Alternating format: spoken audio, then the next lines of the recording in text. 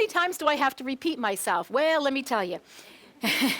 You get a behavior plan on your desk, whatever you do, don't go back to the person who wrote it and said, oh my God, I've had this for 3 days and ain't changing the behavior. Give me another one. We know that repeating ourselves is the best thing that we possibly have. The other thing we know is that consistency is all about repeating yourself. It's about walking down the hall and reminding kids not to run.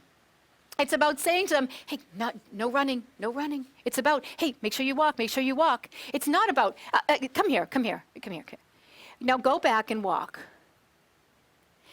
We don't have to do that in our system. We don't have to write kids up, older kids, for having their cell phone out or having their hat on. Because if every single person, an adult in our building, walked down the hall and just reminded kids and enforced the rule, just told them, don't run, walk, don't run, walk, don't run, walk. After about the first 6 weeks of school, which is that magical, number, and they see an adult in the hall, what are they going to do?